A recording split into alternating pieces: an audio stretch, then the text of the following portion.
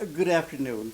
I'm Dr. Tom Rivera, and we're taping this afternoon for our South Colton Oral History Project, and we're in Grand Terrace. The address 23170 Vista Grande Way, and it's approximately 4 o'clock in the afternoon.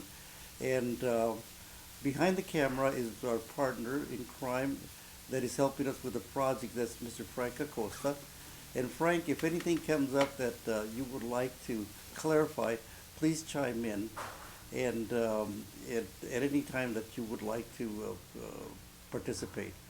Our guest this afternoon is Dr.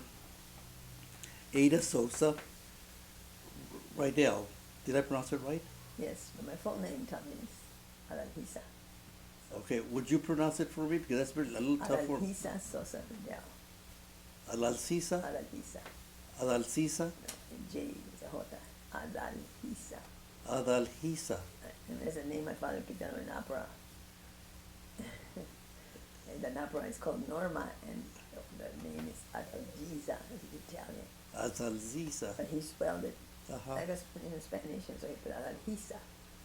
Sosa Riddell. Right. You're a Meritite from UC, University of California, Davis. Davis.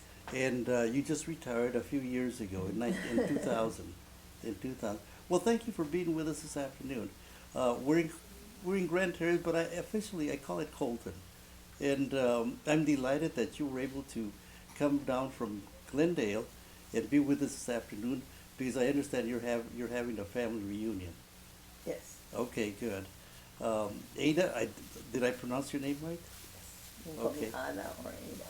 Okay, I'll call you Ada, eh? In school, Because they I've call known me you for Ada for many yes, years. of course. Ada, let's start with your dad. Your dad was quite a person. You know, had a tremendous influence in our community when he was participating in various activities in the community because he would motivate people to look at issues that affected our community.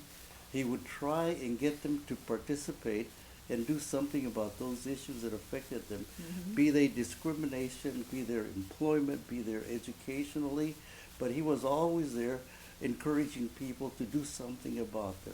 So let's talk about your dad. First of all, tell us what was your name of what is your dad's name? His full name? His full name was Luz Paz Sosa. What is it?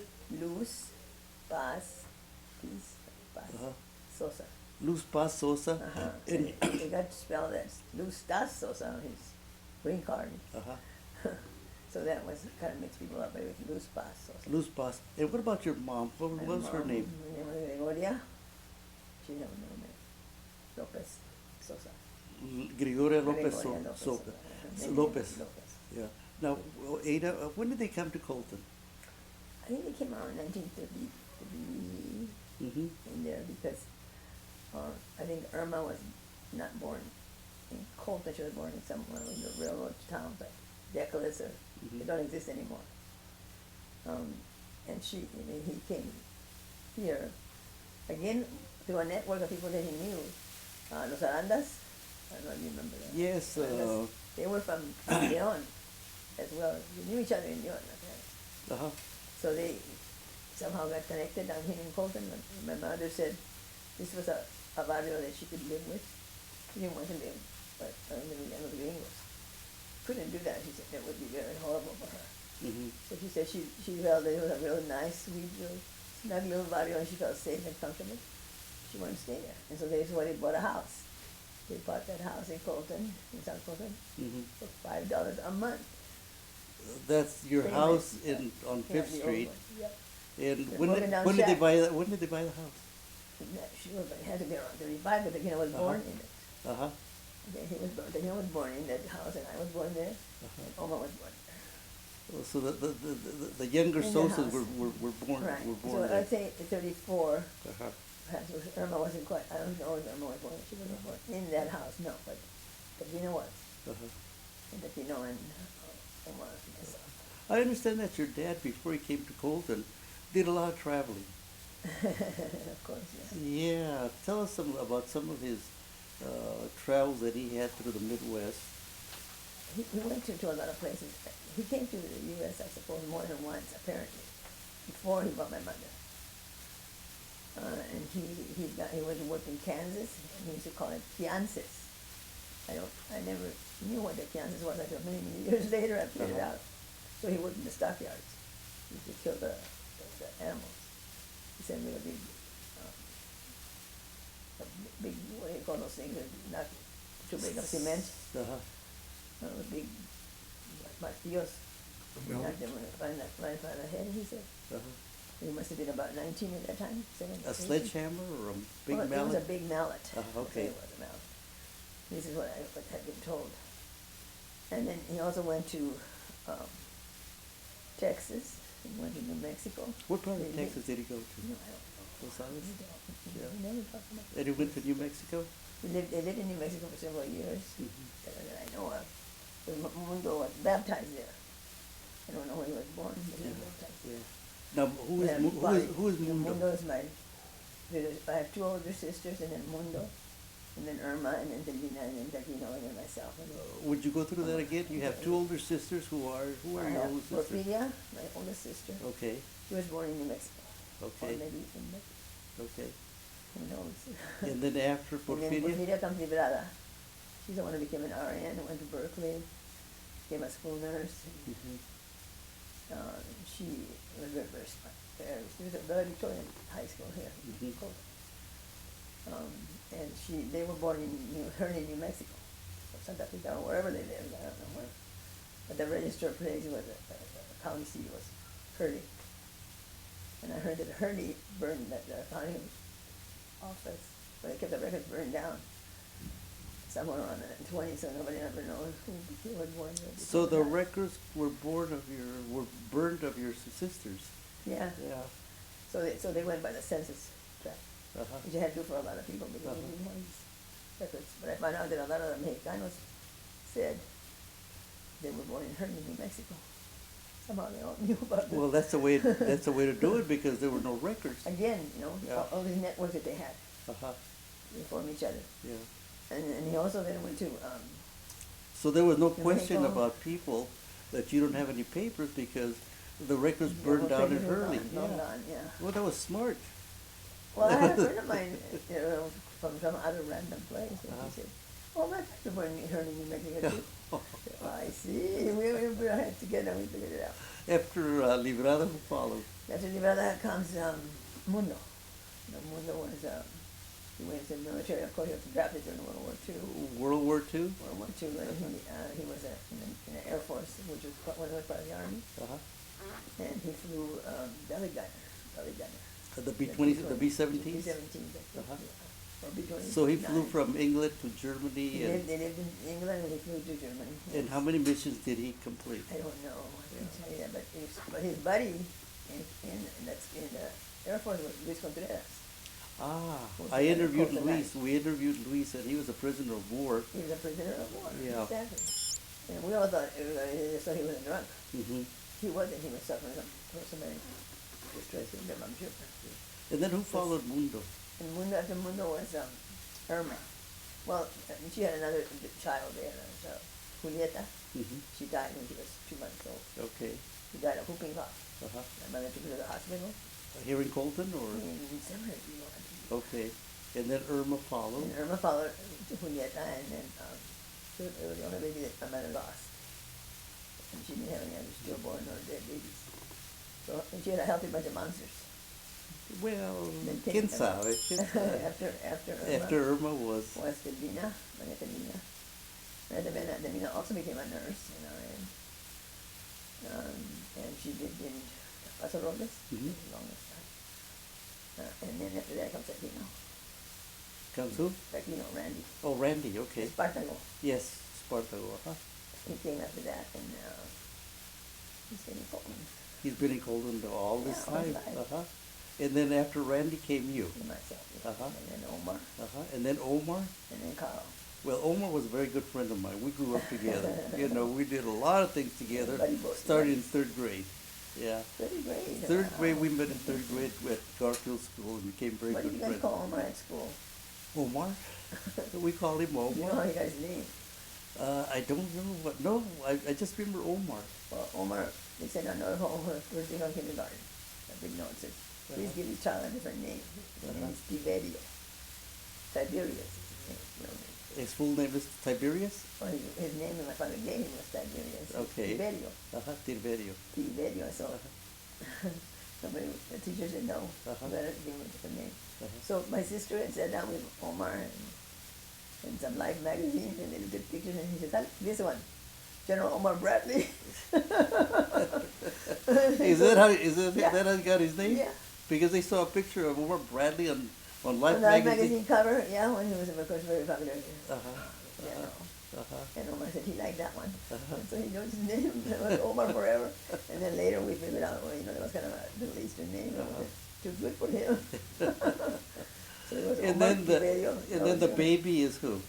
The baby is Carl. Okay. Carl has Carlos. His name is Carlos Del Mar Uh-huh. Sosa. Yeah. And he got his name because one of my brother's friends in the military again was Del Mar. Uh-huh. That's the name of Del Mar. Yeah. He's come over to the house all the time. My brother always brought his friends over. And my father always had friends over, but my father never let friends stay very long.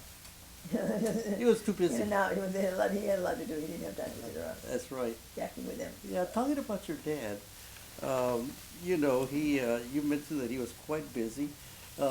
Before he got involved in activities, where did he work? Okay, my father was a union man. Okay.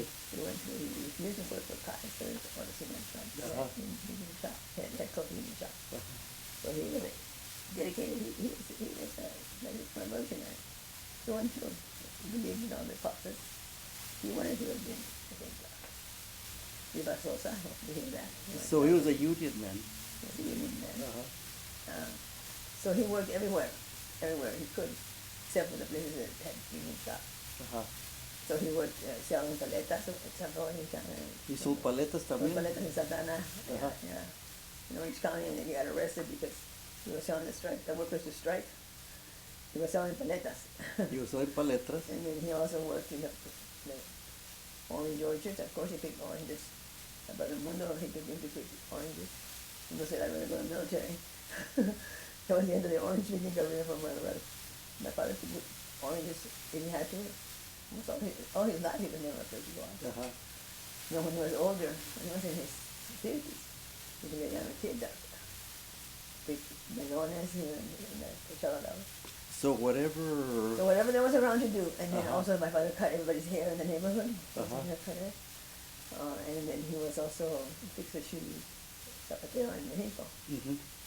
So it's hard to watch anything that he didn't do. I don't know what kind of job that people did in the 40s. It was man the smudge pots. Uh-huh. I know smudge pots. Yes. Every in the morning when it was in a frost, we all sit around waiting for the frost. Food frost service in Pomona, just to speak. Excuse me, did you mention earlier where in Mexico he was from? León, Guanajuato. No, I León, hadn't Guanajuato. mentioned. That's where my That's right. father's family is from there. When you see about the Tocayos, no, still. And then Henry's family is from there too. So a lot of people from Yeah, Colton actually came from Leon. Abasolo, But I'm looking a little town called Abasolo. No, Next they to lived in León. León. My father didn't live in León. My father lived in Rancho. And that's probably why he has the name Luz, since Our Lady of the Light, Nuestra Señora de la Luz, is the patron saint. There's a cathedral there with a very famous painting of her in the cathedral at León. Oh, see, I don't know all that stuff. See, my father was a non-Catholic, so he didn't teach us all that stuff. He taught us a lot about Mexico. But I keep thinking they were anxious when they left. It must have been really hard for them to see that. I had a little lonesome cell. My mother came with her 2 kids. How could they do that? And without a penny in their pocket, not a penny. With only their clothes on their back, and not knowing where to go, and not speaking English. They all did every kind of job they could to get by, to survive. My father did the cement spots, and then he also would fight the forest fires. They don't do that anymore. We have a general call. Everybody come and fight the forest fires. So I don't think any of the people who were well-to-do went, but they would always call the union halls and other places, and people would go work, and as much before they went to work their regular job. And then they go fight the fires, and whether or not they were employed, and then they come Well, back and a job yeah, would be there. the smart spots, because this area used to be a citrus area. Yeah, it was all the citrus centers. Right. Uh-huh. And the smudge spots, I still remember them. And then also my mother, of course, my mother didn't work outside the home. She didn't work in a factory or anything. But she worked in the child, I'm sure like most mothers. Mm-hmm. They did everything they could to survive, for the babies to survive. My mother breastfed other people's babies. Mm-hmm. And she sold tortillas, and she washed her clothes, and everything. She was 8 in the morning till 10 o'clock at night. And she never got paid for it, but she got food for her kids. Mm-hmm. She had breastfed so that she could have some milk from the cow or from the goat or somebody for her own kids, because they were bigger. Mm-hmm. So she was like a little baby. And the baby didn't let her eat this, and it was out. But he didn't want to pay, and so the baby died. My mother was very distraught. Mm-hmm. So they both worked at whatever they could do. To survive. To survive, yeah. To survive. Not to thrive, but certainly to survive. Right, right. Yeah, so I think we And did put food on the table. always, yeah. I don't think we ever felt like we were starving. Uh-huh. Maybe we were, but Mm-hmm. we didn't know that. Yeah. We would do funny things like, and we talk about them later when we were growing up, right? And everybody else would say, "You did that?" Oh no. We used to make sugar sandwiches with bread, and that was because, with your ration stamps, you could always get sugar, and you could almost always get bread, old bread. Tell me about the We'll make ration. sandwiches. Tell me about the ration stamps. Well, that was during World War II. Okay. We had ration stamps for every kind of product that was really important. So the big major ones, right? Eggs, butter, cheese, sugar, flour, the staples. But we had chickens almost everybody in Colton, South Colton had chickens at some time.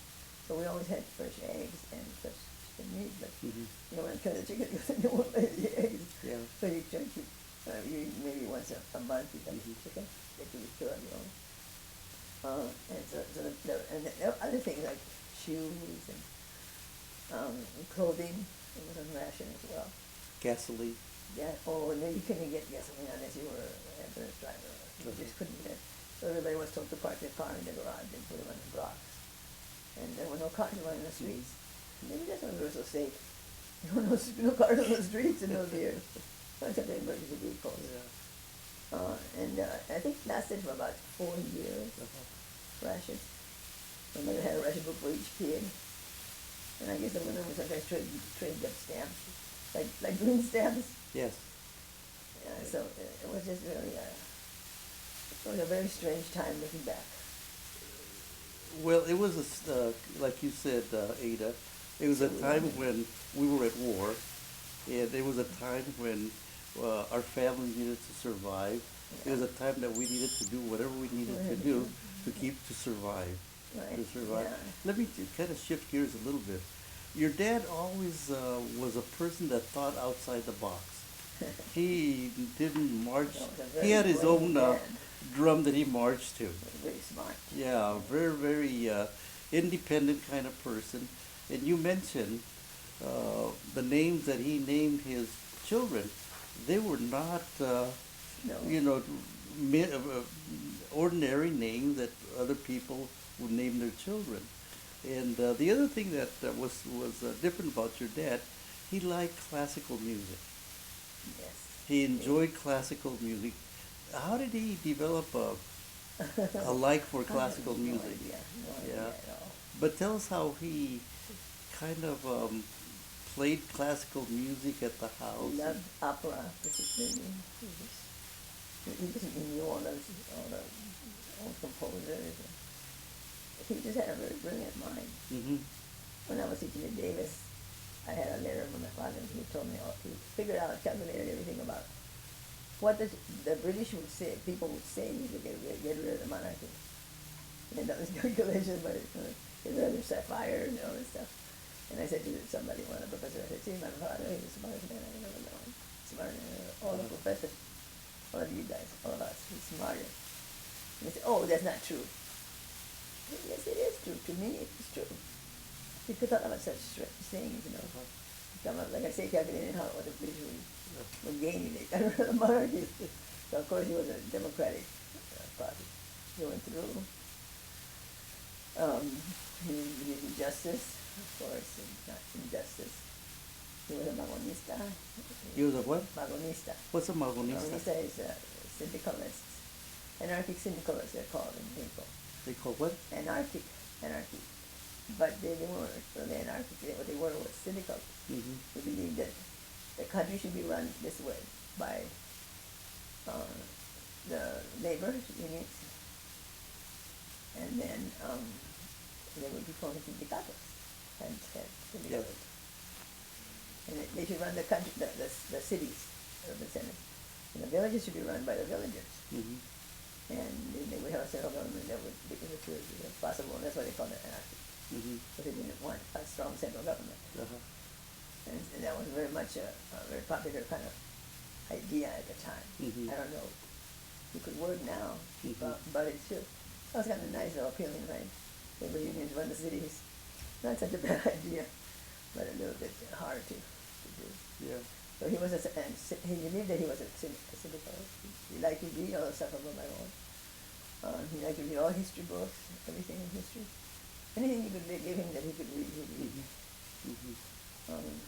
And what else did he? You wanted to know how he learned all these things? I don't know. I really don't. I think back and Did he go to school in Mexico? No, my father was uneducated. He came to the United States and went to third grade in one of the night schools. And they promoted him to third grade in a few days. From kindergarten to third grade, real fast. But very smart. He never really mastered English though. But we didn't care. We always think my father was real smart. He was real talkative. And we never gave credit to my mother, but she was the same way. Mm-hmm. She was smart and very taught herself to read English. She knew English, but only in writing and reading. They were always reading the newspapers, Mm-hmm. so they always knew current events. Mm-hmm. And I go to people's houses and they tell me they don't know anything about current events. How did you be like that? How did you even think that way? They're all around you, but my father picked up on all that stuff. Where other people did not. I don't know why. So he was current on all was the current on issues and everything. news Mhm. that happened not only around him, But but the also world. around the world. Why did he do that? I don't know. My sister, for me, I asked her too. She said, she had a diary she kept of World War II. Every day she had to, she would summarize the day's events and then write them down. I don't know what she did with that diary. Did he? But I asked her why. What possessed you to do that? She was what, about 20? She said, my father wanted at something every day. I had to summarize all the stuff that happened today for him. Did he read La Opinión? by any Yes, chance? La Opinión. It's a really, we have a subscription to it. Dire Poverty, we subscribe to La Opinión. We do all these strange things. Manuela told me one day, how come you guys play cards? Barajas. I said, why wouldn't we? And he said, well, should we buy chonis or underpants? Mm-hmm. No. We don't need to buy that. We'd rather play cards. Oh, you just you different, played cards at home then? Yeah. Uh-huh. One of my fathers. Uh-huh. My father Do you remember the games that you played? Yes, in Spanish I remember them. I don't know what they are in English. Tell me in La Spanish. pilita robada. ¿Cómo? La pilita robada. Okay. That's something like what is that? Stolen by. We steal everybody's La card. pilita robada. I can't remember what it is, but yeah, we used to play that too. Come. Y piqui. Come poquito come. Okay. Yeah, and then I don't know what that is. Uh-huh. Was that with the baraja francesa or the baraja española? I don't know. The bastos and oro and copas, or just the? I don't know. I can't remember. I can't tell you. Yeah. Okay. Yeah. I'm not good, but. So that was one of the things that you did for entertainment. Yeah, we did that when we were kids. Uh-huh. For entertainment. You, We how also- old were you when you were doing that? 10. 7, Oh, you 8, were 9, young. 10. Yeah, You were young. Yeah. Uh-huh. And we used to play war all the time. War My brothers and I would play war. Yeah, I know. We fought World War II. outside house. the house, the We all playground. had it, anybody had a kid that were around. Uh-huh.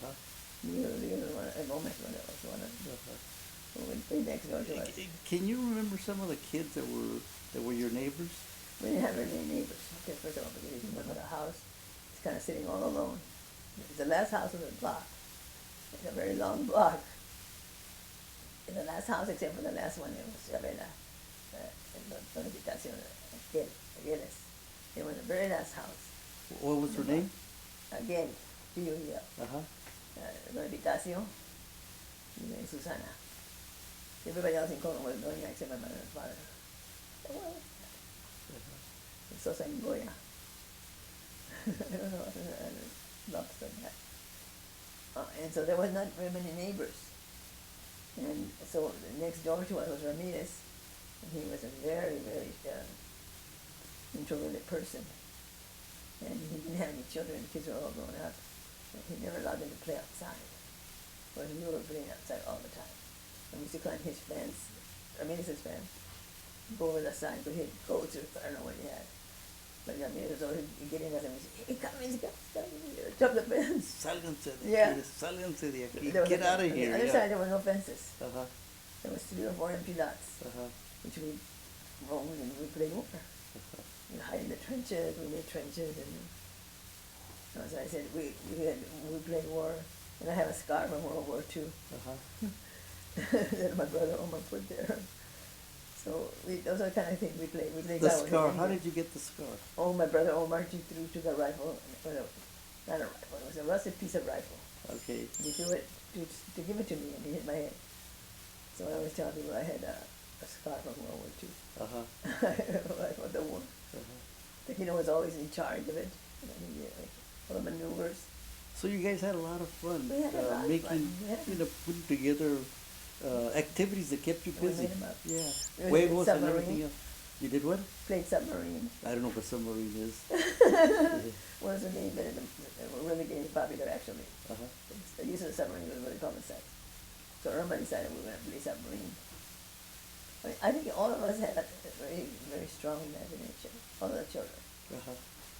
And that's why I think that we each learn from one another. Because like I said, for me, she had all these books. I said, where do you get those books if you had no money? And you didn't go out of the house, you were agoraphobic. He said, I got them.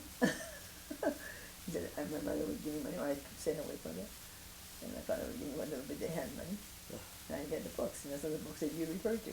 Oh, so she would subscribe to the books. Yeah. And she would get them over the mail. Yeah, that's what she said. That's what she said. Mm-hmm. And she knew everything.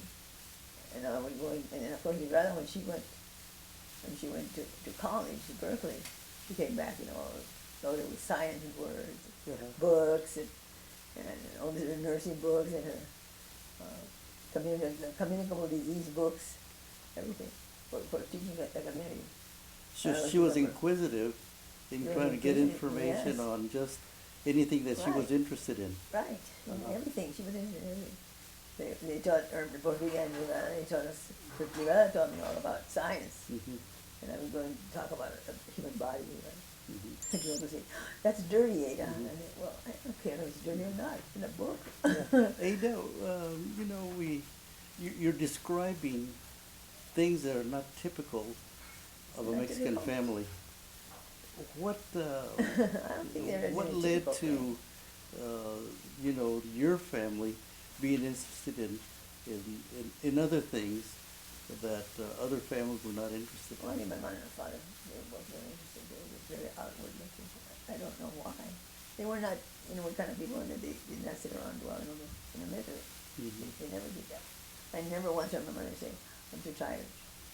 I can't make tortillas today. I never, ever heard her say that. Maybe she whispered under her breath, but she never said it. Mhm. So she was always looking for something. And if we wanted a book, we read comic books. Mhm. Anything we could get our hands on.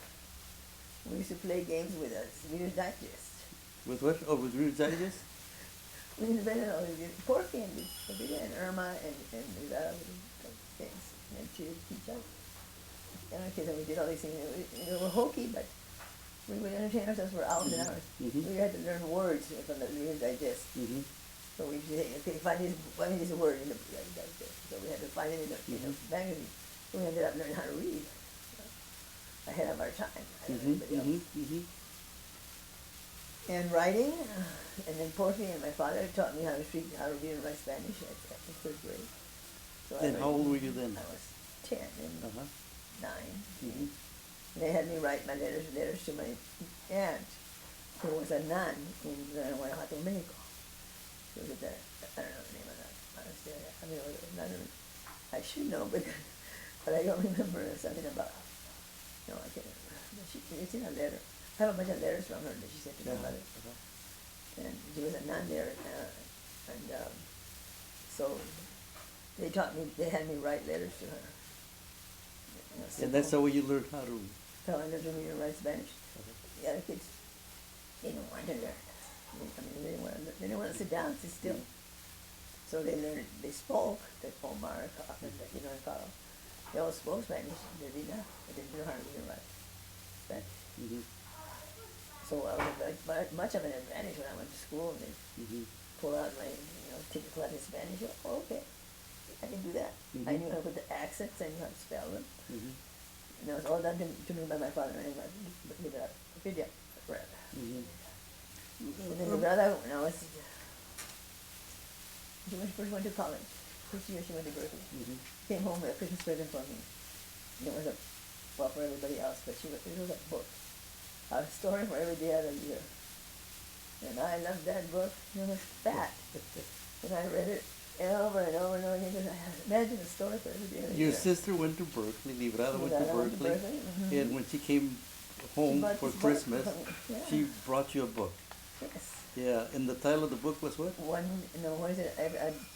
A story for every day of the year. A Story for Every Day of the Year. So I knew how to read the calendar, and I knew what day it was, Uh-huh. what year, and everything. And Irma, Ada, how old were you then?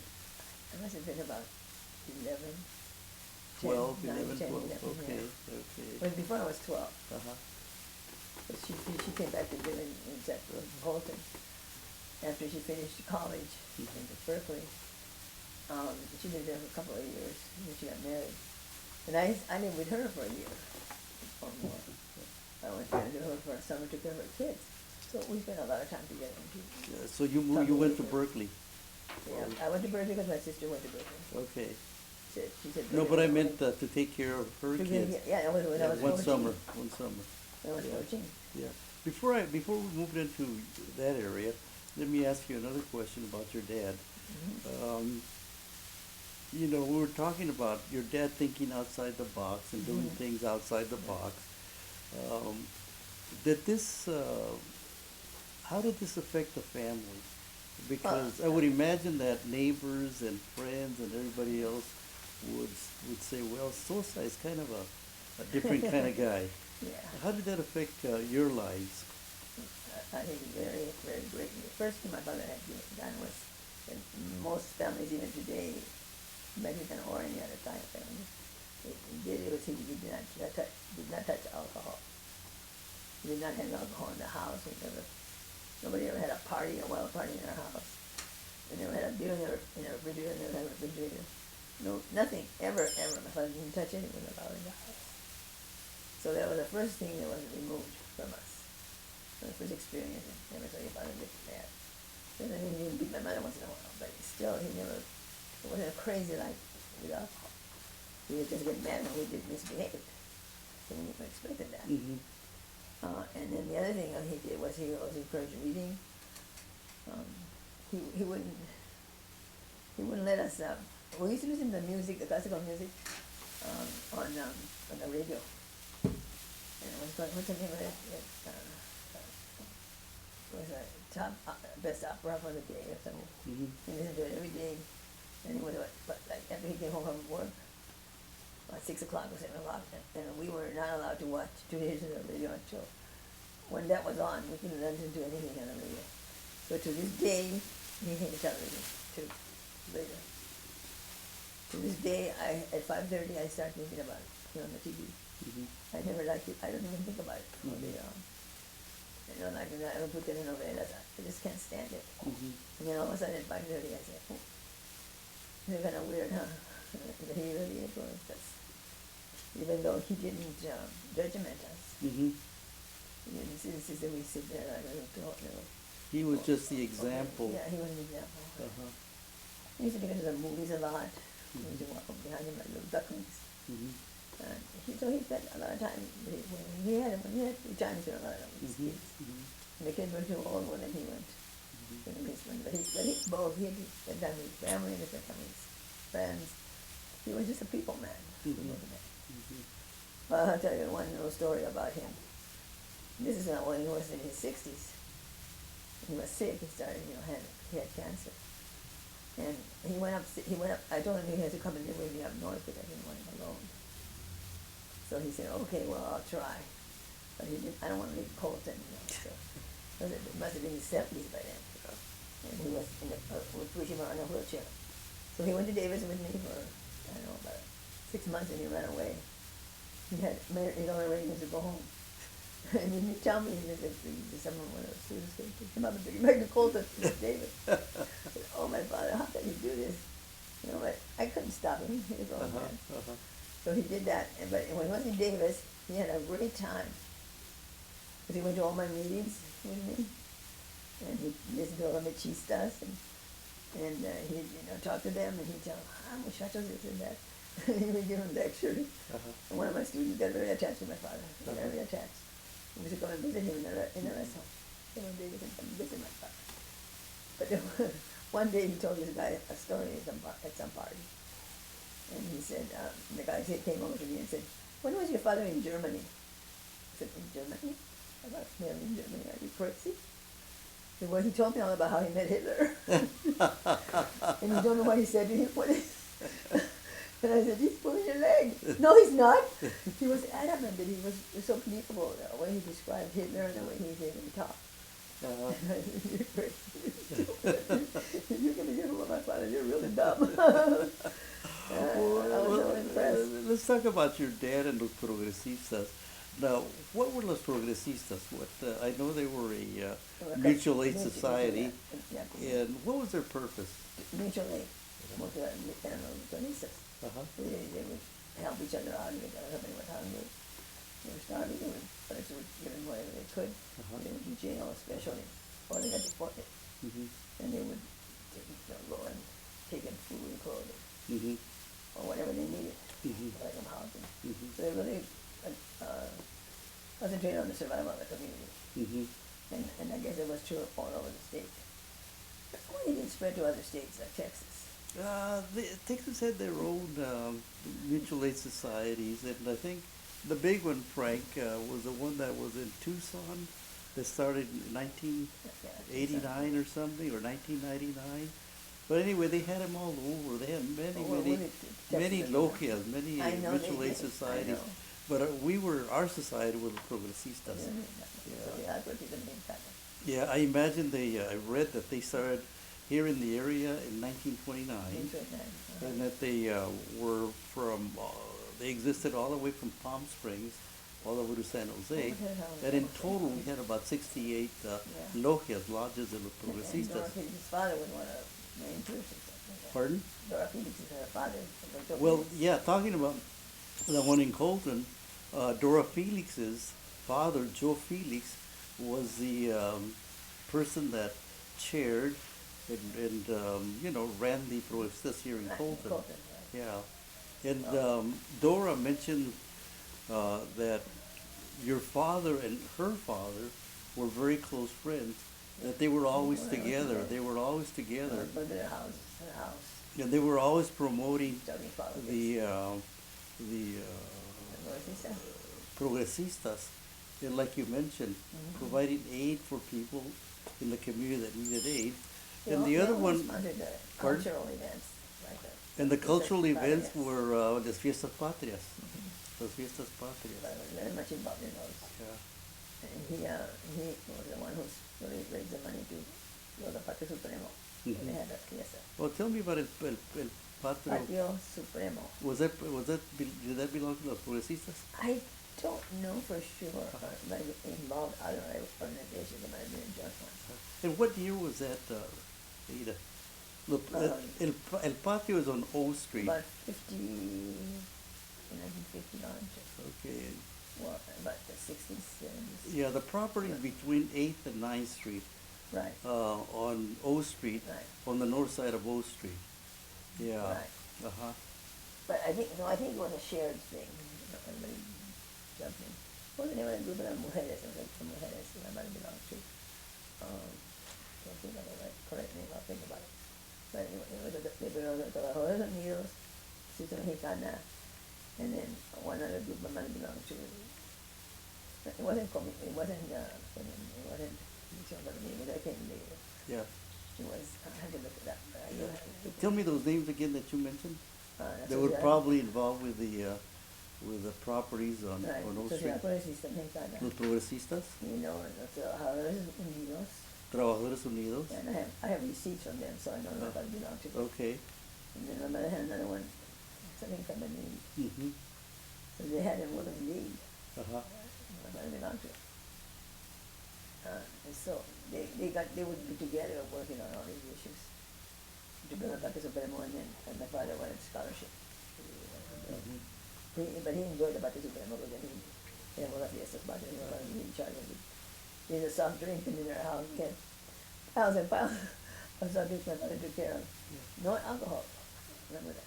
Mm-hmm. No alcohol. So I've never seen had alcohol in my house. Yeah. And it disturbed me greatly when later on that I had to put up with that. So I Mhm. put my foot down and said, no, nobody goes to drink in my house. Yeah. So So they got mad at me. the Progresistas, Mutual Aid Society, they also provided burial insurance Burial for their insurance, members. Right. Yeah. And for the spouses of their members. And the spouse for of their Right, members. A small And do you amount. remember how much their dues were? I remember 50 cents for the longest time, and I think that the highest they ever got was $3. Uh-huh. You mentioned that he had a funny system to keep track of who paid and who hadn't. Yeah, tell us about his system. Well, I don't remember much about it, except that he had these little round things that you can write tags and label for things. You put a tag, he had it all. Like, on a board, he had people's names, and you put the tag, you pay for this month, like a calendar like that. But when I was about 11, he said, he came to the kids and he said, who would want to learn how to type and help me with membership, type up the cards? And I said, I will, I'll do it. So he brought home a typewriter from the system, an old manual of his clunker, and I learned how to type when I was 12. So when I went to high school, I learned how to type. And so I was the one who did all those cards. So you were the secretary. I was the secretary of the treasurer. Your mom was the president, your dad was treasurer, you were secretary. Yeah, that was pretty funny. Yeah, And why did I say yes? I thought it was fun. yeah. Now, how did your mom and dad become the people that ran the organization? I They understand. just worked, they kept it going. I understand that Mr. Felix, Jose Felix, went to a Progresista convention in Los Angeles, and on the way home, there was an automobile accident, and he got killed in the automobile accident. Do you remember any of that? No, I don't. Yeah. I just know I knew it happened. That's all. Uh-huh. My mother couldn't go any place until she was grow up and got out of her face. Yeah. So she didn't get really active in there until I would say 1957, 56. Easily, Yeah. because Mr. Felix passed away or got killed in 1949, Yeah. and yeah. then your mom and dad took over Los Progresistas. Well, they were very much involved. My Mhm. father first, but not my mother. Mhm. Until the kids all left home. She tried though, she tried. Uh-huh. He has pictures, we got pictures of her one of the meetings. And of course everybody just adored my mother. She was, in fact, I don't know why, but they did. And Uh-huh. she was very involved in her knowledge too. She knew things and she would bring them up. Yeah. Also, your dad was accused of being a communist. Yeah. And how did that work out? Well, you know, What happened in that case? 2 or 3 days ago, Uh-huh. today, I called one of my friends from Copeland, went to high school with me, and then we got to talking, and she says, "How come we used to call you los comunistas?" Uh-huh. He says, "What does that mean?" Uh-huh. So they had no knowledge of what it really meant. Uh-huh. The reason that happened, of course, is because my father got arrested for having political activities, for being involved in political activities during a time period when you're supposed to be as an immigrant. So immigrants, according to the McCarran Act, that's it's called. They cannot be involved in any kind of political activities. Ah, okay. They're not related to the Okay. United States. So it was illegal for him to be doing this. Well, I guess he went to some meetings with the Communist Party. I don't really remember because I was born in 37. But then the Communist push was pretty much all over in the United States. And they had gained quite a few positions, they're just socialists, you know. And so they called him Comunista because he was being a member. There was other members too, I forget, in the neighborhood. Joe Hernandez was one of them. And Joe Hernandez to him stayed evidence of my father. But there was no backup. There wasn't any, that's his word, no other word for it. So he went to prison, he went to Terminal Island. Where did he go? Terminal Island. Okay. And they wanted to deport him. Mhm. So maybe 55, 54, during the Red Scare, Joe McCarthy's committee Yes. on the House Armed Activities. And so my father had, when they arrested him, they tried him. And I don't know whether they found him guilty or what, I don't know, I should look it up. The transcript of it. But they said he had too many kids. What were the kids? They were born in the United States. So what would happen to them? And he said, well, I said, going, all else I was going to say before he was going to take care of us. And we're going welfare, we said. I don't know what we're talking about, but we did say that. And we did all work. By that time, I was what, 15, 16? Oh, I didn't have any qualms about working, supporting myself. So he was arrested, but there was circumstantial evidence. It was not a good case. He didn't do anything. They went to a few meetings, and that's it. I don't know what else happened. And so some of the people, particularly Padre Valencia, started calling him a communist, and so he wouldn't let him go to church, and wouldn't let us go to church either. So we parted ways in the Catholic Church in Sosa. So Padre Valencia just... He said, well, because he said, well, communists, and so he was what do you call it, not exiled, but what do you call it, excised, when he excommunicated. I said, well, I don't even think he had to do that. We weren't already all baptized, but Mundo, porque en Nevada were baptized Catholic.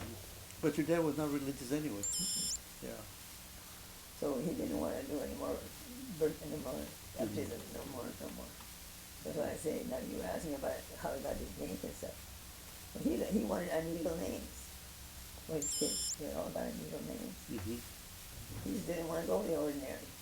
And since he liked opera, now his names are from opera or history. Anybody home? Espartado is Spartacus. Tarquino is Tarquinius. Tiberio is Tiberius, the emperor. Right. And so on and so forth. And he just wanted to do things a little different. He didn't like it to be common, I guess. He didn't want to do what everybody else did. He wanted to do something a little different. Now, was your dad involved with any supporting any political issues or candidates that were running for office? No, he couldn't. It's illegal. If you don't have papers, you can't do it. Okay. You have to have papers and be a citizen. I mean, you don't really have to be a citizen to run for city council, but you gotta have some papers, some religion papers. And that case is irrelevant at all. And the parent access, you have to, can't do it. I mean, even though the whole Red Scare fell apart, they never changed the law. So the person who does not have a paper, be in the same boat right now. They arrest him, deport him. They didn't deport my father because they had too many kids that were staying in the United States. They would have to go on welfare, and they didn't want to be responsible, so he could stay. He had a report to LA, from here to Los Angeles, to the federal building, the INS, every month for 5 years. So, starting when, Aida? Well, I don't know when was that. When I went to San Fernando, I was when he started. In 54. 54? Right, and so we said, well, we go down to LA, but then we go on to San Fernando on Monday mornings, once a month, we'll do that. I don't know how long, I think 5 years, I don't know, he was gone by then. But he did it, he went there and he didn't have a car, And I know he had a crummy car, but he always managed to get to LA on that first day of the month To report. to report his presence in the United States. Okay. He was working. Okay. And about any criminal activity. Uh-huh. Oh, they had him monitored like Hmm. a copper. And he obeyed it.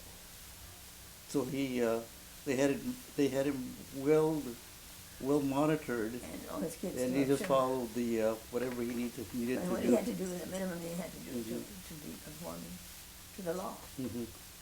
You want to conform to cut somebody, conform to the law. Always conform to the law. Hmm. What can I tell you? Yeah. More than Yeah. that. Now tell me, what about his latter years? His latter years. What was he involved with in his latter years? It's just about his sister. Progresista? Yeah, it was his life's business. Uh-huh. So Commitment. he was always a progresista. Right. Yeah. He didn't join any other organizations except the machistas. Mm-hmm. And Davis, he wanted to go, but he couldn't. He had to be pushing on the wheelchair. So I really appreciated the students who they came to see him. Mm-hmm. He called them. And there was one girl who brought him here. She brought him over here. And she said they really liked him. He was very gregarious and impressionable. Mhm. He really made good impressions on people. Mm-hmm. I thought it was quite amazing. Thinking back, you know how we were when we were visiting our parents. Oh, they're old. They don't make any sense. Whatever we say about them, but taking a step back and then trying to look at it a little more objectively, Mm-hmm. I had to really appreciate what these people did. I just really do. I can't understand. I can't even think of doing those kinds of things. At my age, Mm-hmm. my father was still, he went to early graduation of college, master's degree. Mm-hmm. He must have been, he was like 75, 76 before he died. He died when he was 81, so he was already 6. Yeah, he would just do it. We were working in Monterrey one year at the National Association of Chicana Studies. Mm-hmm. And a meeting, and we were at a conference, in the West, we had a conference in Monterrey. This kind of, at the Pacific, one of the air base, in the military base, Fort Ord, right. Mm-hmm. So they turned that school, they opened the school in Monterey Bay, at Cal State University. And so we were going to have we went to have a meeting there, they offered, and then everybody said, how will we get here? Well, there's no direct plane. And I listened to them whining about how we could possibly get there. You know, you guys really surprised me. Our parents got here to Monterrey, they flew here too. They didn't have cars, they didn't have money. They got here, didn't they? Why are you whining about getting here in an airplane and a rented car? Why are you guys whining? So they all started, okay, we'll do it here. But it's a lot different, Irma. You know, it's a different what do you say? I think they don't era. have, It's a but they different don't have an era. appreciation for it. Yeah, but again, it's a different era that they, by default, many of them got whatever they have. Whereas our parents and grandparents, That's true. you That's know, true. they came and with the idea struggle. that their life was going to be much better here. Their hope. Yeah, they hoped. They had lots of hope. They had lots of hope that That's true. things would be a lot different here. Now, tell me about you. You were born, I was born in Colton. okay, I was bred in Colton. and then you went to school. Went to school in Colton, Doctoral High School. Which I elementary went school did you go to? went to Garfield Elementary Uh-huh. and Wilson Junior High And when did you graduate from Wilson? in 1951. In 51? And then you went to Colton High School? I went to Colton High School. Yeah. Graduated in 55. In 55, and then you went to Berkeley? And used to work for You went to Berkeley? Yeah. Uh-huh. And that's what we did in 1961. And your degree was A bachelor's and a master's in political science. in political science? So that's why. I have no idea. No, I was always fascinated. I guess maybe I didn't have a father. All his in world politics. And so I was interested in that. Uh-huh. I was lucky an engineer, but I found it very boring. I said, yeah, I don't think I like this job. But I loved the politics. I didn't know it. I guess it was good because I loved it. When you were in high school, how was high school back then? Everybody talking about how high school was terrible. We had a musical experience too. However, we also had a lot of fun. South Colton community was very close with me. You were talking about the family was different. I found out very later on that our family wasn't so different, but people had to keep their secrets. And I had another family, and a friend of mine, he went to Wilson, was back to me, Victor Salcedo. Yes, He became a musician. He became a musician. Yeah, music. Yeah. Classical music. Yeah. And he said he resented that his father was in music. Mm-hmm. Practice the piano. I said, my God, my father would have loved to have been doing music. None of us made it have one. Yeah, because his little brother Manuel was in our class, and Manuel played the bass. Right. He said, Manuel, he's kind of suffer with it. He just said that. He's in San Diego. Yes, Victor does, Victor does. Yeah, so I got, they didn't fail. Did you participate They had to get around it. Did you participate in any activities at high school, like plays, theater, or sports, or clubs? How about clubs? Mexican Youth Club. The Mexican Youth Club? We were all stuck in that one. But tell us, what do you mean stuck? Well, we were all put in there that we all belonged to the Mexican Youth Club. Automatically, because your name was Spanish. So when you ask what you belong to, they put all the girls in the girls' league and all the boys in the high Y or something. Yeah. And then they put all the Mexicanos in Mexican Youth Club. And my sister Livada said that we started the Mexican Youth Club because they had a riot in the shooting street. So they got all the kind of cooperative students together and they made the Mexican Youth Club, and they told them, you have to help us keep this riot down. Because they were supposed to be the ones who control the population. Then it just became mostly a cultural event. You have Pan American Day. What was Pan American Day? The day when they had a program, all the black students and come on music. And that's all the 995 one. And who was president of the club? We had one every year. I know that Bobby Carrasco was president one year. Oh, okay. And I think that thought his brother was also president. I was secretary. You were secretary? For a couple of years. But in my senior year, I decided that I had to have more publication. So I went and joined, helped start the Teachers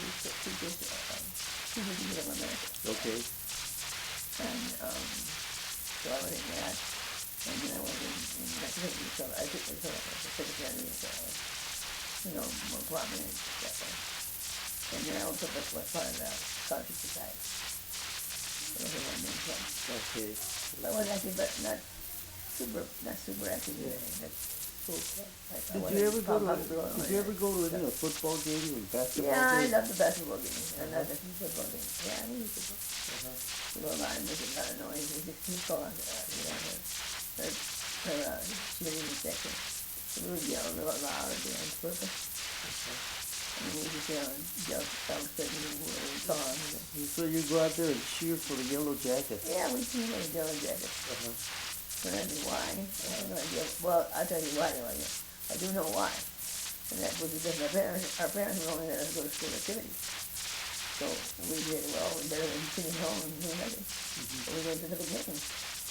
We weren't allowed to hear dances. Not me, not Sabrina. But they were super strict. And not... Now, who was Sabrina? Who's Sabrina? Yeah, Sabrina. So they had daughters. The other time we were in a partner. So my best friend. Okay. Autumn school. I still meet with her teaching them in Colombia. Who were your other best friends in high school? Well, we had a gang, we called it Primas. ¿Cómo? We had a group called Las Primas. Las Primas, okay. And no, it's appropriate. Lupe Bautista. Lupe Bautista, okay. Primas. Sabela, myself, Marta Felipe. Martha and Martha. Gerardo Varizan. Uh-huh. And Francis Acosta. Tita. And then Pikachu. Pikachu was on that subdivision. He drove us to the moon. My brother was a video game. Do you keep in touch with any of those people? Yeah, we do, but Don's in video. I think we're going to Don Castle and Like Charlie Valley-san. Yes. Right, she married Pinky. Pinky, Pinky was a basketball player. Yeah. Yeah. We're really together. And then she told me, she knew the time. Martha Feliz, I think, told her. Marta Enrique. Marta Enrique. Martha Leon now.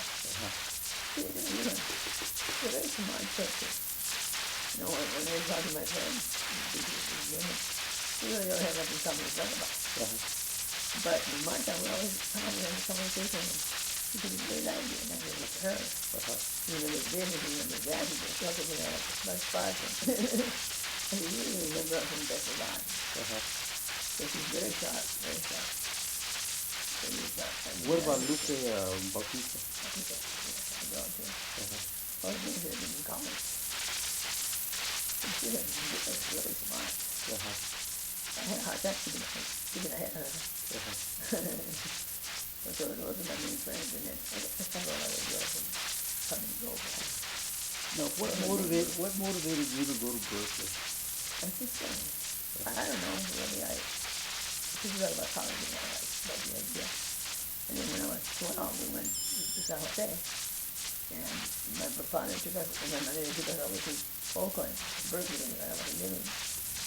And we went to the campus, and I went into the office. That was it. I did it.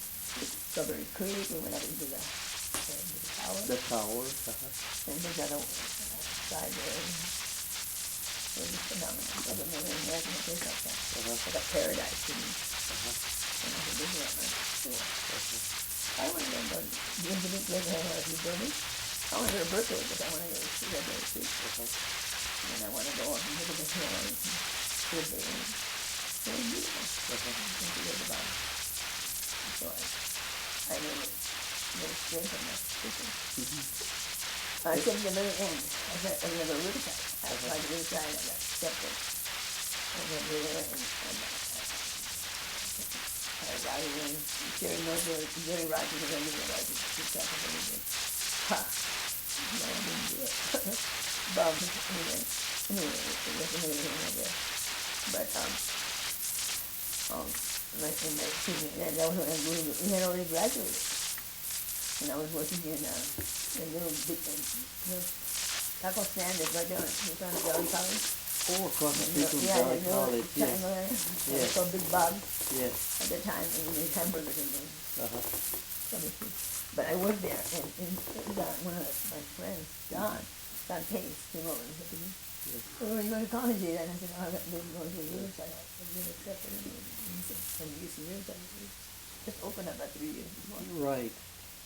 And he said to me, "But yeah, all the years you've known you always talk about Berkeley." I know, but I haven't got any money. I have to support myself. I have no place to live. Here I can live in my home. I said I could live here forever if I wanted to. Charge me a penny.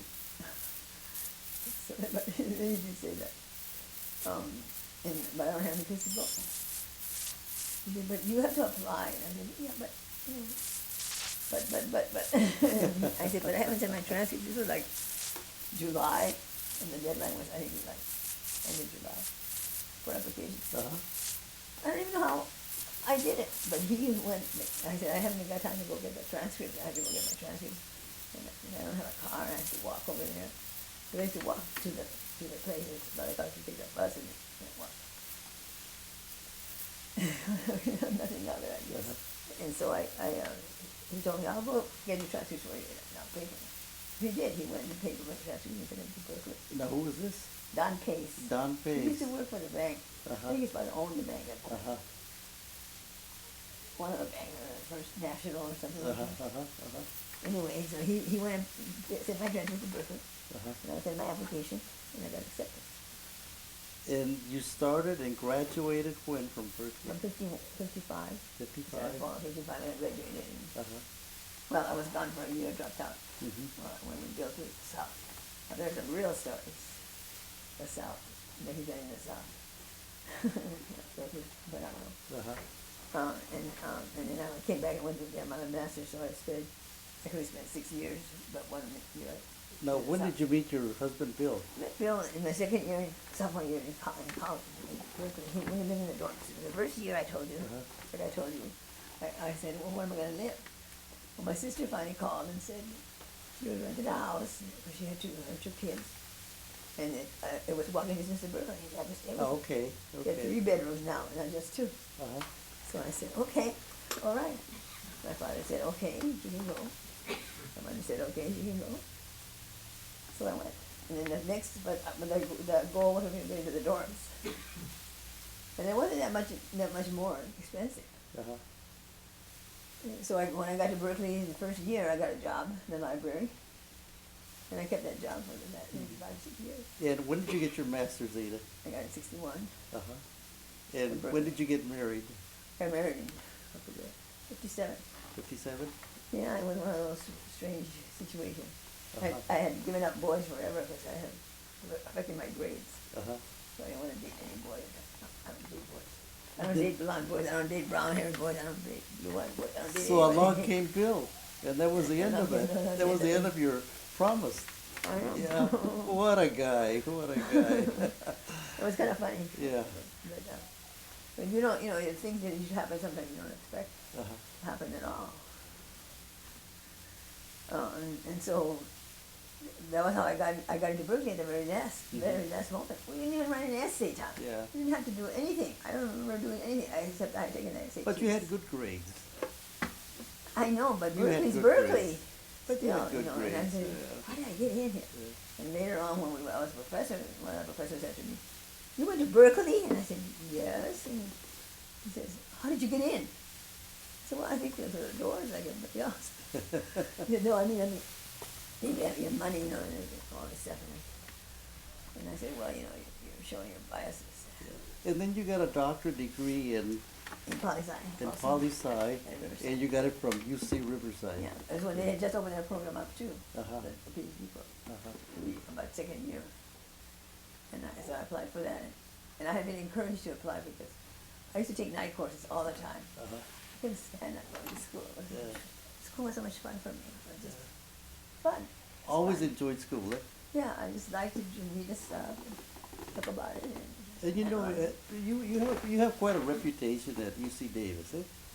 You have quite a reputation. My compadre, Dr. Jorge Garcia from Northridge, calls you, Jorge, calls you la madrina de Chicano Studies. I didn't know that. I was called. Well, He told calls me. you la madrina de Chicano Studies.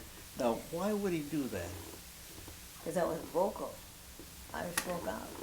None of us, other professors, they wouldn't speak out. And they said, why are you teaching this? And they wouldn't know what to say. Yeah, teaching what? Chicano studies. Why do you want to teach about Chicanos? That was the main question. Okay. I was asked by the dean of the vice chancellor for academic affairs.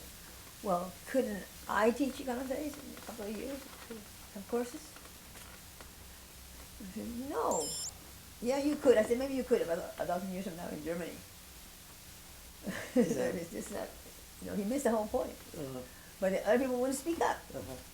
And I did, and I would take on my compadre. So you were one of the trailblazers in Chicano studies. Well, yeah, but, in Acuna accuses us of being, of the academics who wanted to build this program, of being too academic and wanted not No, to be Acuna involved is in the Rudy community. Acuna from Northridge, okay. Right, yeah, not wanting to be, not being involved in the community.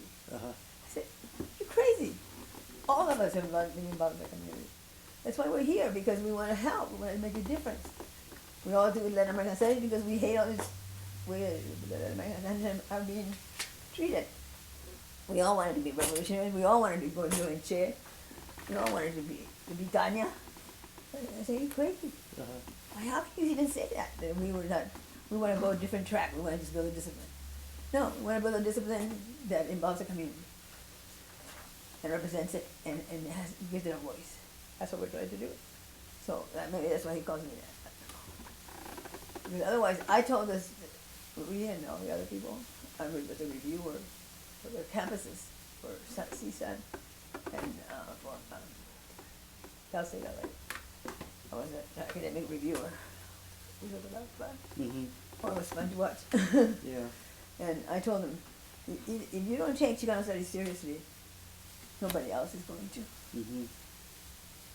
And if you don't make it something strong and that has a draw for people, Mm-hmm. and something that has a career advancement position. Mm-hmm. I mean, if you just have one course, everybody's going to take this touchy-feely course. Carlos Cortez said that. He said, I think a Chicano studies course is where you get warm feelings. I said, what?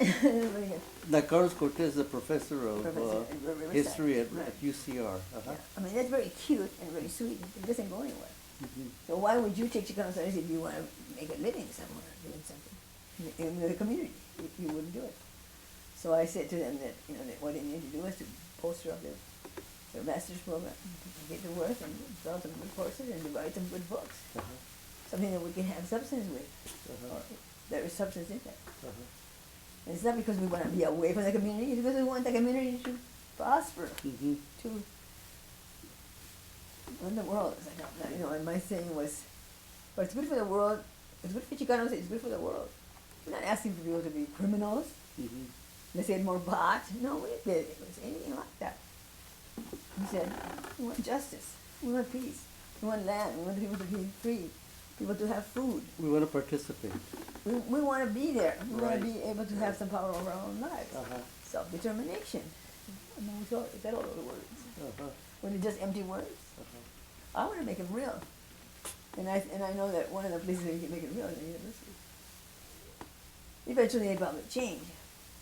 But I don't think so. The world isn't there yet. One of our students, one of the Chicano students, social studies person, he wrote a book. It's called A Dream Not to Come. Oh, it's a marvelous, marvelous book. Exciting. What's the name of the title of the book? A Dream Not to Come. And He's arguing that in print people had this dream of independence, self-determination, and they would be their own people, their own nation. Particularly Texas. That the Tejanos wanted to have their own nation. And he says, it's a dream, but it didn't come. But it doesn't mean it's not over. Not to him. So he's powerful because he does a literary analysis, cultural analysis, and print media analysis. And where is she now? He's a young man. He's getting a little twerp, little good-looking boy. He's teaching at UC Berkeley. At UC Berkeley? He's got 10-year-old. Uh-huh. Mm-hmm. And he came to ¿Cómo Chicano se llama? Studies. What's his name? Raúl Coronado. Saúl. Raúl Coronado. Yeah. Mm-hmm. It's just amazing. That's the kind of thing you want to see happening. You Uh-huh. want to see him blossom like that. Person blossom like that. Uh-huh. And if you have just Chicano studies and you have one class, introduction to or the history of, Mm-hmm. you're doing the people a disservice. Mm-hmm. Why would anybody even take that course? Mm-hmm. Just for filler? We don't do things for filler. And so, I guess I've been very vocal about that. Uh-huh. And then it is when I rescued Chicano studies from the ashes and like the fields. Because they were going way downhill and I did a conference. I took on a conference in Sacramento. It was a lot of fun. Well, I would imagine it would be because your heart is in it. Yeah, I know what I want to see. Uh-huh. I believe Chicanos are as smart as anybody else in this world. I believe blacks are too. Women are too. But we have to let them shopping. And we keep doing these things and then they make them smash them down. And then they just run away from us. And then we just giving people a chance to be themselves, to be able to really to blossom all they can. Well, Ada, we have... It would be a very different world. Uh-huh. The world. We have to change this world. This world is getting Well, fast. I was going to say that we have a lot of kids now, a lot of Mexican kids, Mexican American kids that are attending college now. Yes, we do. Yes, we do. And more women than men. And more women. Yeah, 70% of When we Latinos started, that are going to school are female. When we started as activas en el cambio social, we wanted to direct our effort to women because they were poorly represented, like 10, 12, 15% of the population of Mexicanos and Chicanos. were women. We set out deliberately to get them to conferences. We had workshops for them. We taught them how to write their dissertations, how to go after Grant fellowships, money? grant money. And we didn't know how to do it either. Yeah. But I didn't. I wasn't given the money. But I knew how to get it. And as soon as the boys, the big boys, shut up, then we could get it. And so they did. We went to the Ford Foundation and told them, stop listening to all these big boys. Like I said, Bandido guy. No, he's not Bandido. I wouldn't say that. He's just a very strong guy, very patriotic. He did have a good relationship with the community, but he was an exclusionary type. He wasn't a person who fostered everybody. He just wanted to show his kids. And that's not the way to do it. That's not how you do it. Well, you have to let the general population prosper. Why can't they prosper? I don't understand it. And we go to repeat the same cycle. What I suffered 70 years ago, people are suffering now. What kind of law is that? That's not progress. And the world is going, I don't know what's happening. Everybody's fighting. Oh, whatever your dad did in the community. Yes, you unify people. And then not only that, you still have people that are reinventing the wheel. Yeah, and this I think what you have fought against, and this is why they call you La Madrina de Chicano I went outside the box. Yeah. I did. My box was political science. Yeah. Political science has no meaning to me. I accept it's the way to change it and make the world better. And where are we now? Because we, like I mentioned, we have a lot of kids, Mexican kids that are in school now. Where are we now in terms of our participation in the academic world? I think we have to get them into taking some of those very, very risky positions, starting up think tanks, for example. We want to start with Chicana policy, national policy institute. We want to have a Brookings Institute too. We're going to have the president and all his little henchmen. We can't run for president, or we don't want to, but we can have their ear. But we can't do it now. Because we're here in California, working hard, but for who is good. El maestro, el patrón, el patroncito, y tú. And that's the way you characterize it. And that's the way I feel. A woman wrote a book recently, and she was very involved in that group. In the book it's called Presumed, how do you call it? Presumed uncapable. When you become a professor, you are presumed to be a failure. You're not going to be good. You're already second class. You're not as smart as anybody else. And she wrote a very good book on that. Very powerful. So are we getting away from that? We have to become intellectual, more intellectual. Okay. More Frank? books, come on. I was going to say, you have to be better in order to be Be equal. better, to be equal. And this woman wrote the book very recently, so it's still happening. Hasn't changed. It still hasn't changed. No. And of course we see what happened in Ferguson, Missouri.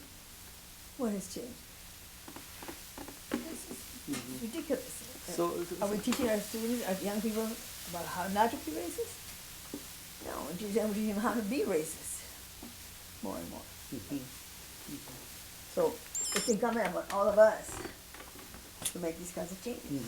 And push it if it doesn't, want to go voluntarily. If kids don't want to go to conferences and learn about leadership, like the conferences that you hold, then you entice them with something else, give them 10 cookies, $500 scholarship. I don't care what you give them, just give them something bribery works.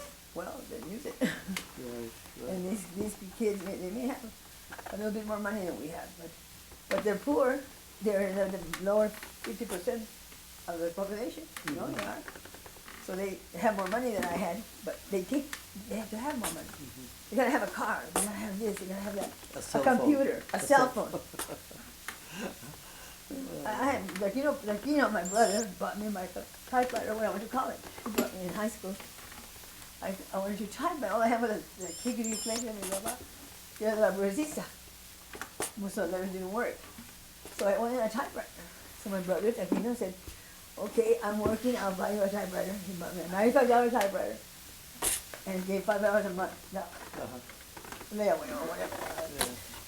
Yeah, so, But that was a good tool to get you started. well, yeah, well, Yeah. I had that typewriter until I don't know when. I I got my master's thesis on it. I mentioned your husband Bill, and I understand that you have a daughter. Yes. Tell me about your daughter. Ah, my daughter. You know, my daughter. I think of her now, looking at her. Okay. As my daughter. She's not my daughter anymore. She belongs to the world. She had to have been born from someone, somewhere, a person like her. She wants to be a professor. She is a professor.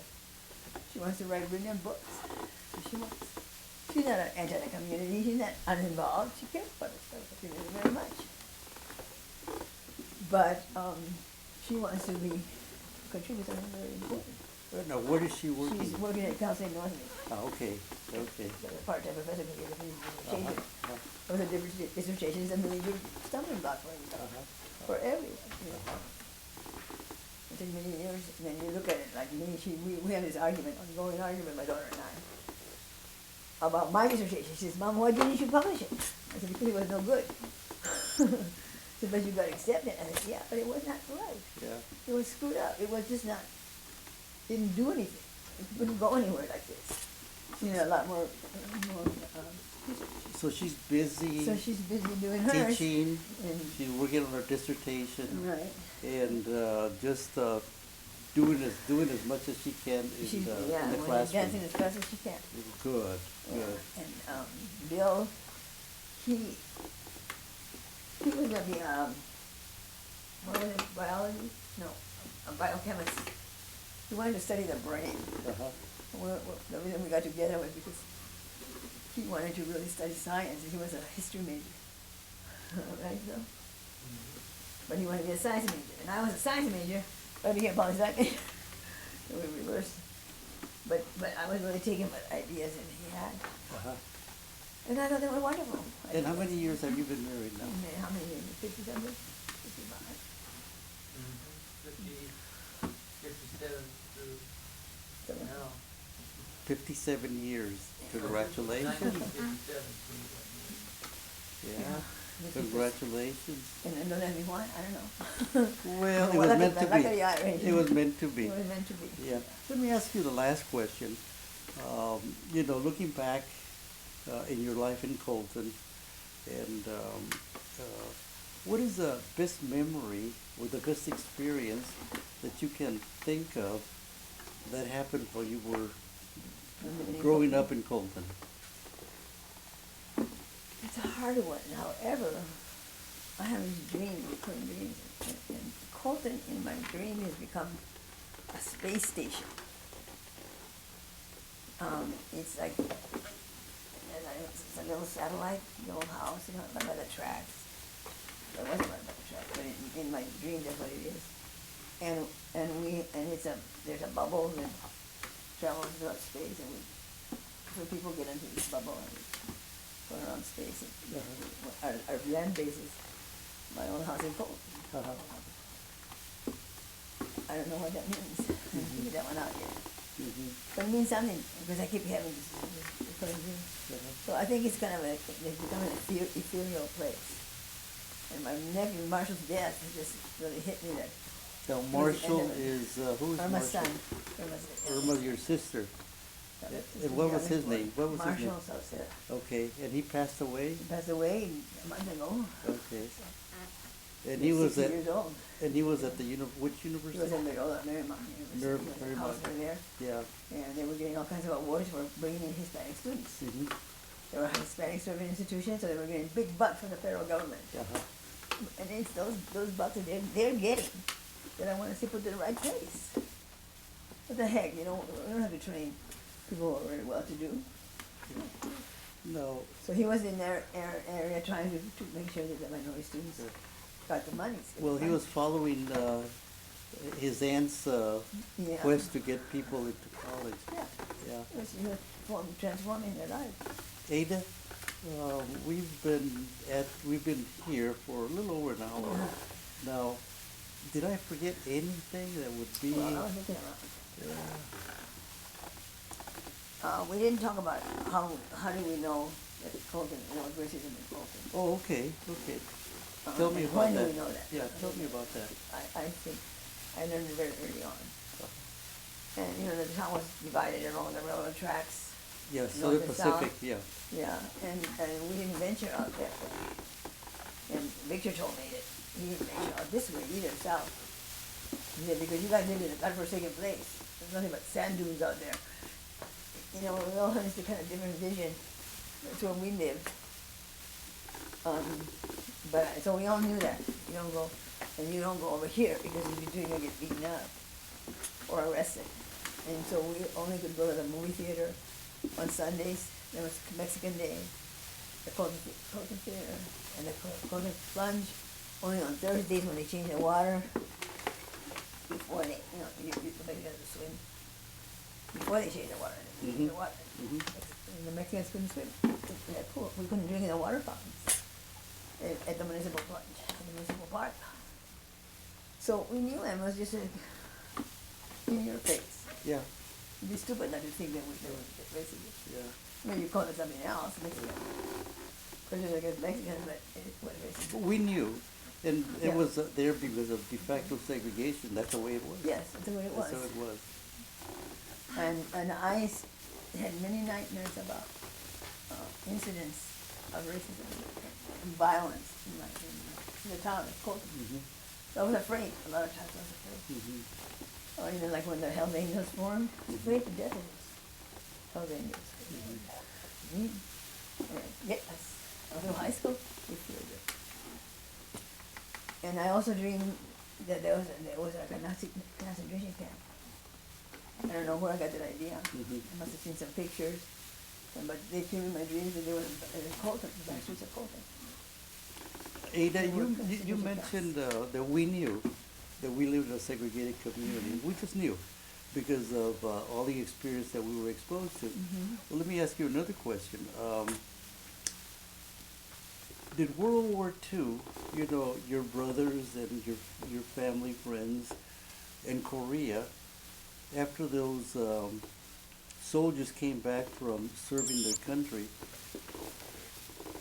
was there a different attitude they brought back to Colton? Did life change after they came back from serving their country in World War II and for the Korean conflict? I really couldn't say that. I don't think so. I really don't think so because they all stayed there in Colton. When I said that was the Korean War. Martha's father, Frank Sanchez, my sister's brother, husband, he was in Korea. Martha, he also served in Korea. So did life change for them? Maybe a little, maybe a little. And not very much because remember, in those years the veterans didn't get very many benefits. They didn't get hospital care, they didn't get anything. They came back out onto the world. So they had suffered. Yeah. But the only thing they did get was the GI Bill. Well, the GI Bill meant those who went to school. But not enough people took advantage of it. Yeah.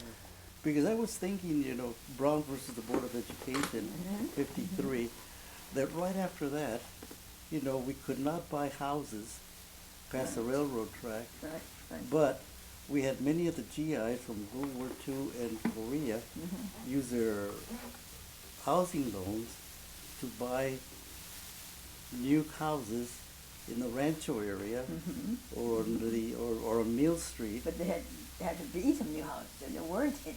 Yeah, They were because of the makeup. yeah. You know, they just didn't sell it to them. Yeah. So This is my somebody had point. to come in and build them. This is my point that they didn't sell houses to them prior to 53, but after 53, Yeah, go ahead. they were able to use their veterans loans to buy houses I would in the north part of Colton. I think you could also make the argument that the government started to invest in the actual builders of the houses, giving them the money to build the houses that they could sell their GIs. And that opened it up. Yes, yes. That opened it up because then more people wanted to invest. And do this building, why not? Well, hey, I get money. Like right now with Medicare. Who gets the money?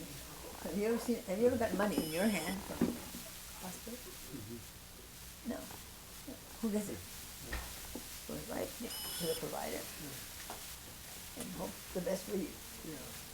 And that's who's making the money. the people who are getting the money directly from the government. Right.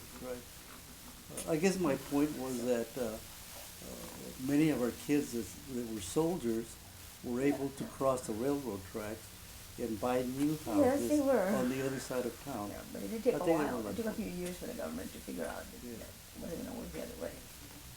You didn't give the money directly to the builders, contractors. Yeah. You weren't gonna get anywhere. That's what's happening now with medicine. So, Well, listen, thank you very much for Thank you. coming all the way Thank from you. Glendale uh-uh. to be with us this afternoon and talk about not only your dad, but also about your family, and then also about you, and then some of the experiences that you have been through in terms of, the old saying, the old Mexican saying, la vida es dura, pero más duro que la aguanta. And I think you're a wonderful example of that. Life is tough, but you're tougher, you're able to bear with it. So thank you very much for being with us this afternoon. Thank you. You're welcome.